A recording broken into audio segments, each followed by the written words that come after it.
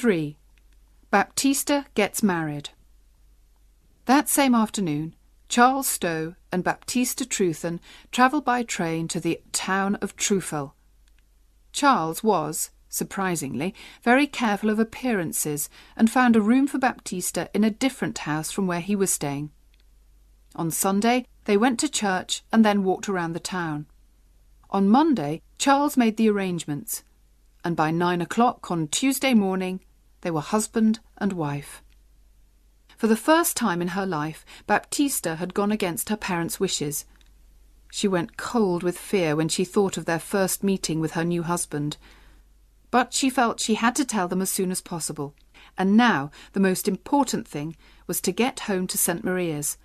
So, in a great hurry, they packed their bags and caught the train to Penzeffer. They arrived 2 hours before the boat left, so, to pass the time, they decided to walk along the cliffs a little way. It was a hot summer day, and Charles wanted to have a swim in the sea. Baptista did not like the idea of sitting alone while he swam.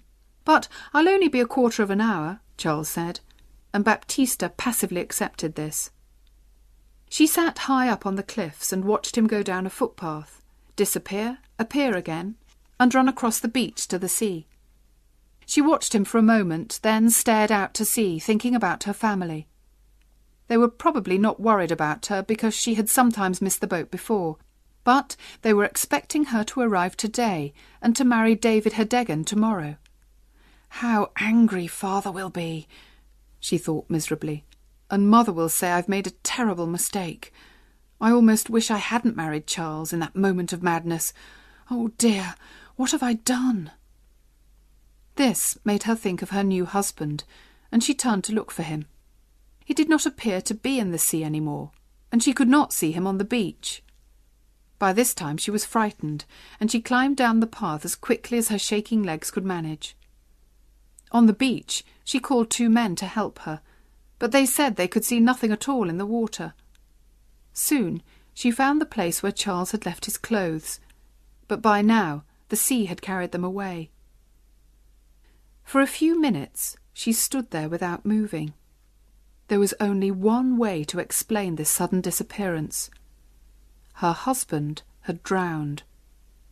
And as she stood there, it began to seem like a terrible dream, and the last 3 days of her life with Charles seemed to disappear. She even had difficulty in remembering his face. How unexpected it was, meeting him that day, she thought. And the wedding, did I really agree to it?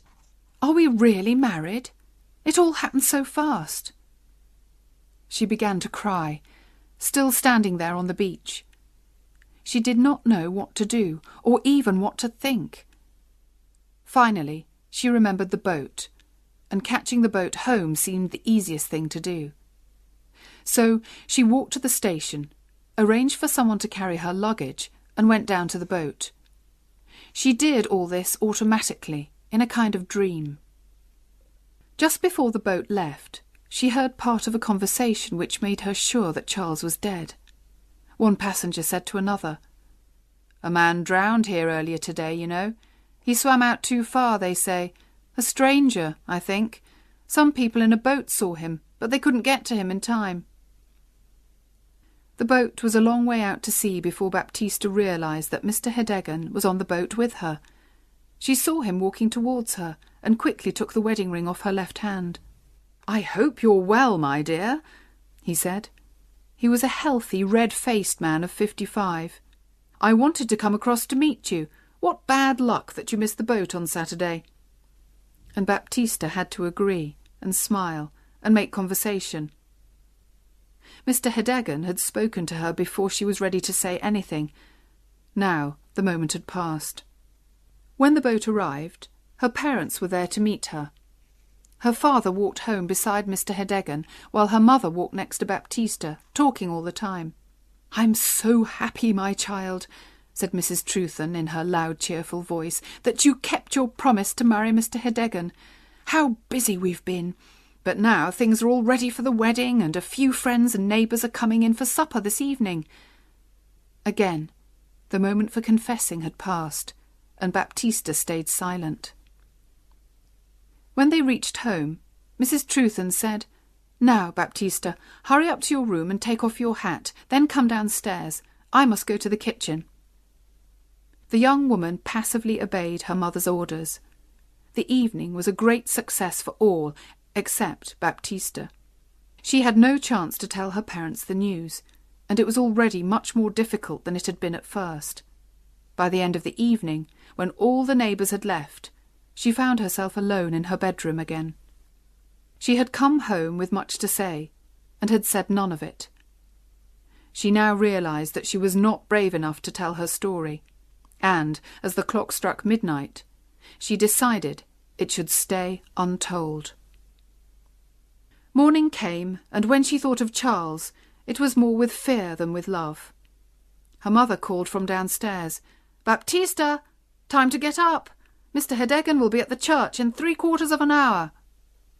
Baptista got out of bed, looked out of the window, and took the easy way. She put her best clothes on, confessed nothing, and kept her promise to marry David Hedegan.